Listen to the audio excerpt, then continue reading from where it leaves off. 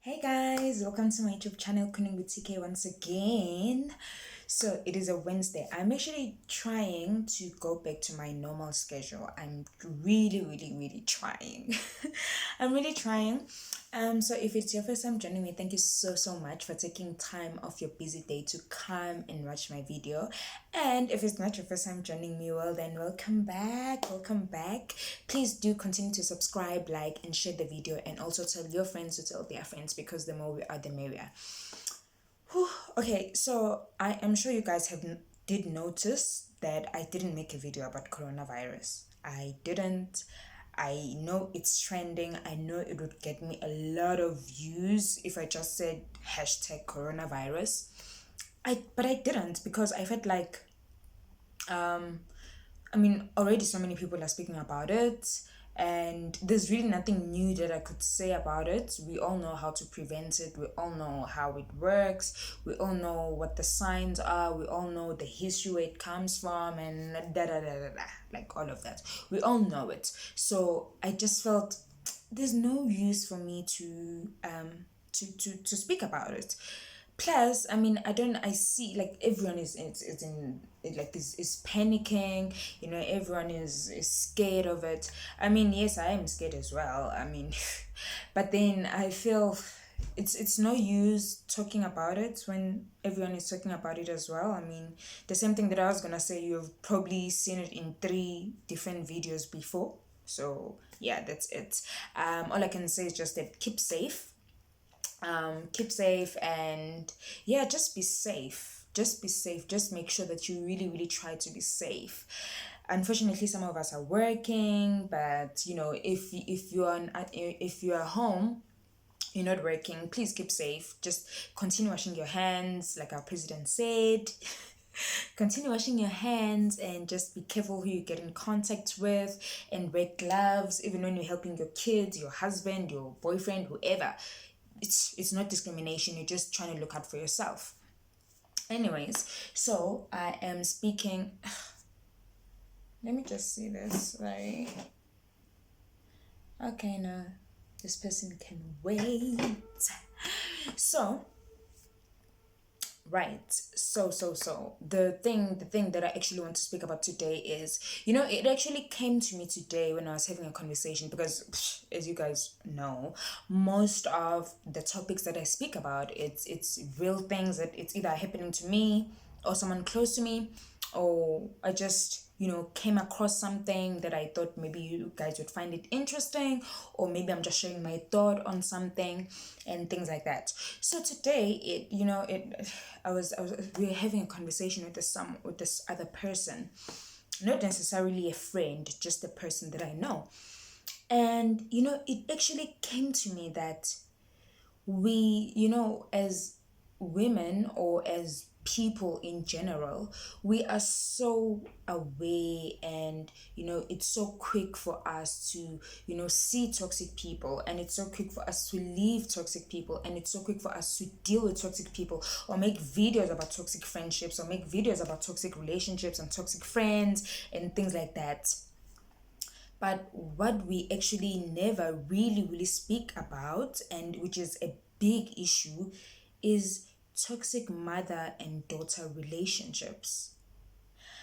I know it is it is surprising, it is sad, it is, I know maybe someone who's watching this probably wouldn't believe that there's actually toxic mother and daughter relationships. And when we're speaking about this, and then I did my research, I was shocked at the amount of stories that I read up on toxic mother and daughter relationships. And some people, even now, you might be in a toxic mother and daughter relationship and you don't even know. And to me, it's like that is just so sad, because your mother is like on it, like personally for me, my mom is like my best friend. Okay, so you know what I mean. There's a best friend that knows, the TK, and then there's my mother who knows Tandega, like her daughter, who knows like everything about me. Someone I know that I can run to, should you know ish get real, or should I have problems, I know that I have someone to run to, or I need advice, anything on relationships, money, things like that. My mother is the go-to person. My mother is my doctor, my best friend, my my my therapist, like everything, right?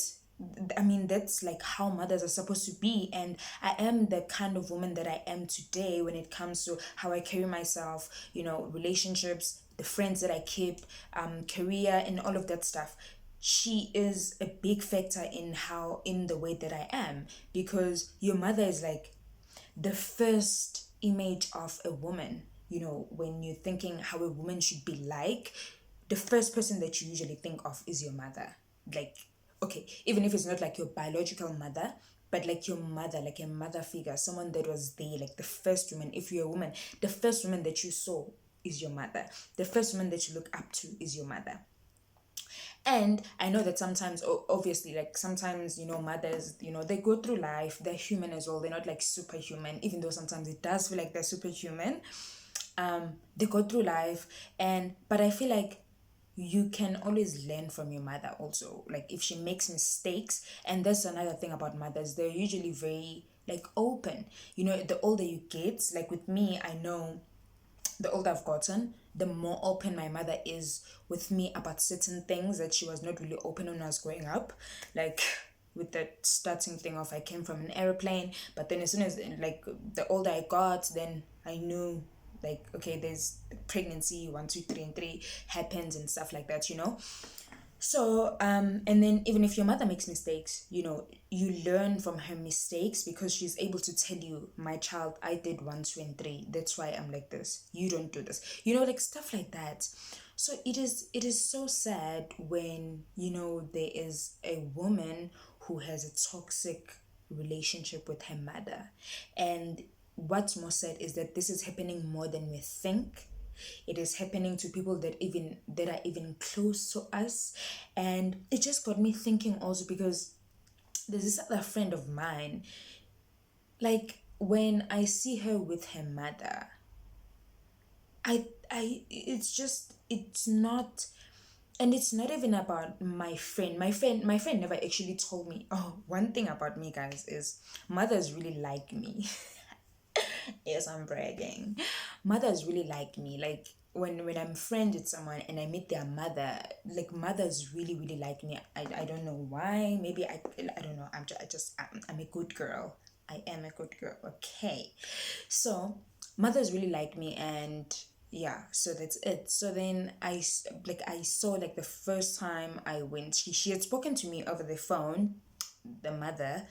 And the first time I went to visit my friend's house, her mother was okay, fine. She was happy to see me and everything was okay. But then she started treating my friend in a way that I actually felt bad, because I felt like, when two siblings are trying to fight for the attention of the mother, or when the mother is showing too much affection towards another child than her child, I felt like that's what was happening when I was there. But then I kind of dismissed it. I thought, ah man, maybe it's because I'm just a visitor, I'm just visiting.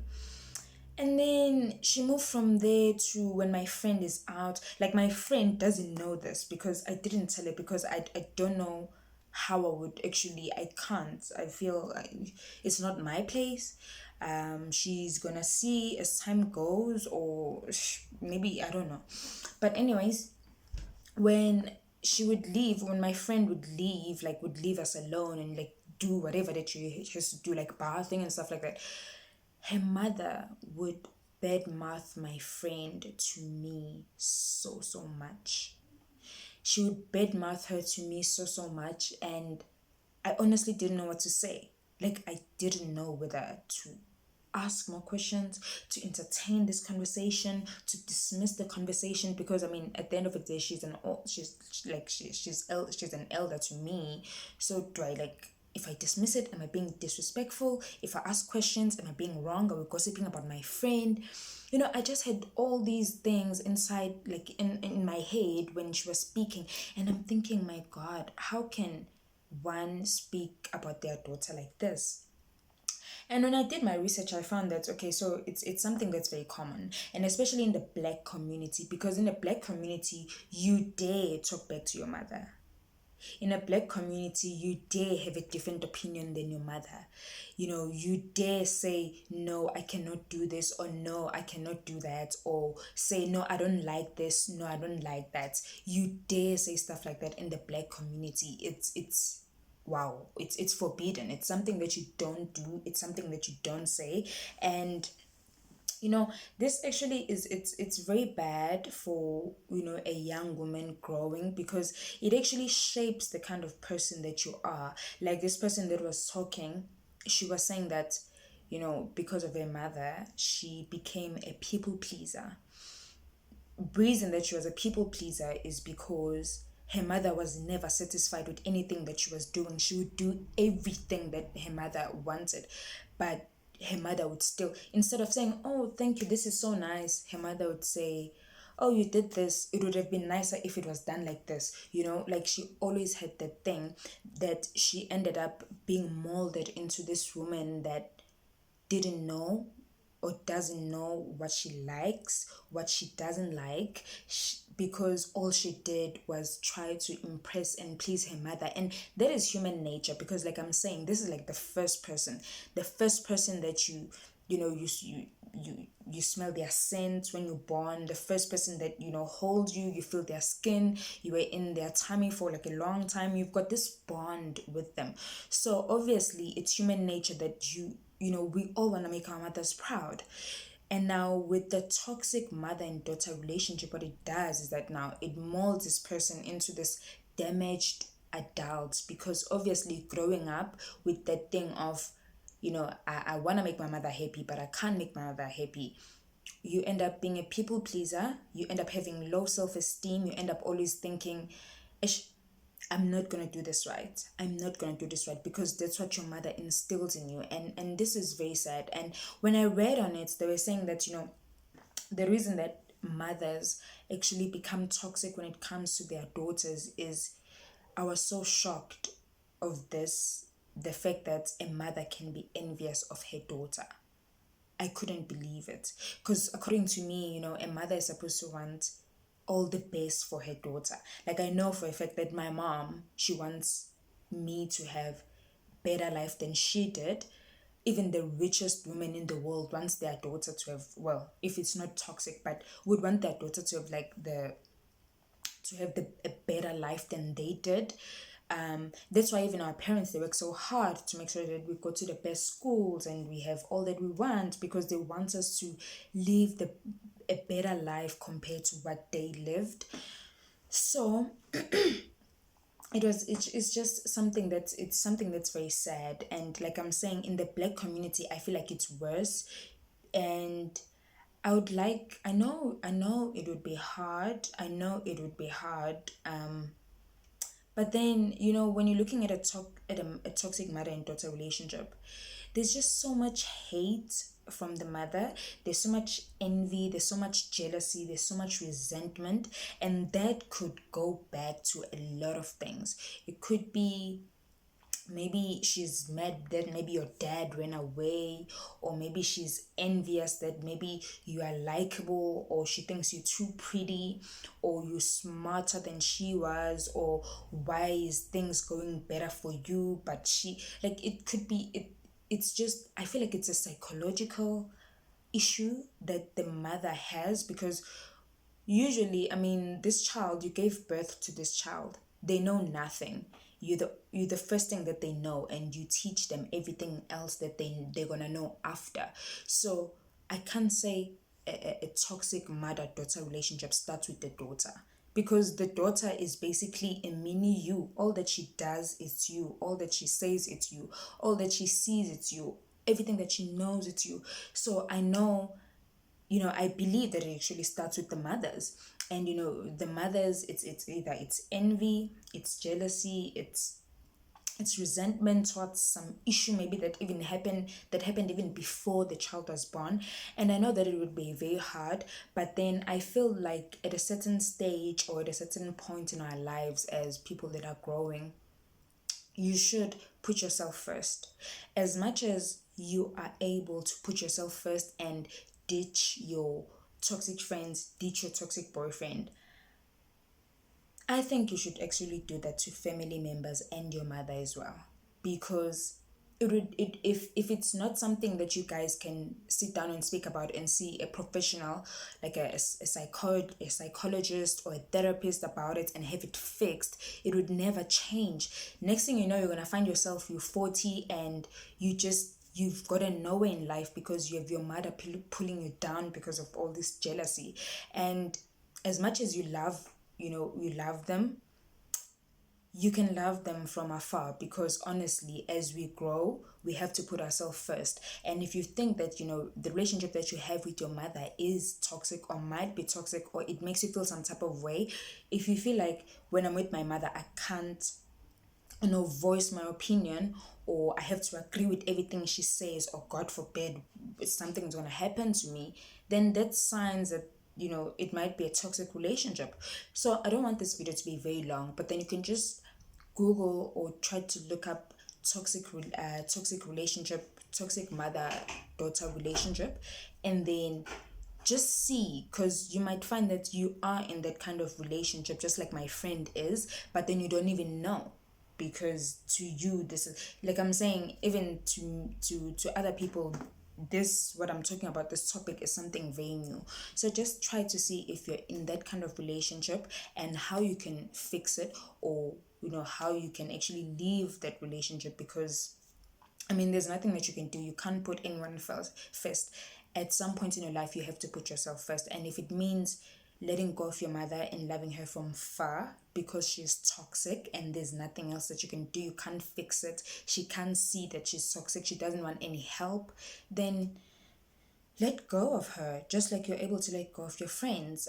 That's definitely what I would do, because obviously now I'm older, I stay alone. Yes, I still need my mother, but if we didn't have the relationship that we have, obviously I wouldn't feel like I need her, so then I would definitely let her go. If we're always fighting or bickering, or she was always tearing me down and always just doubting me and making me doubt myself, I would definitely let her go. Because as we all need a mother figure, I'm sure that if your relationship with your mother is not good, you kind of have someone that is kind of playing a motherly role.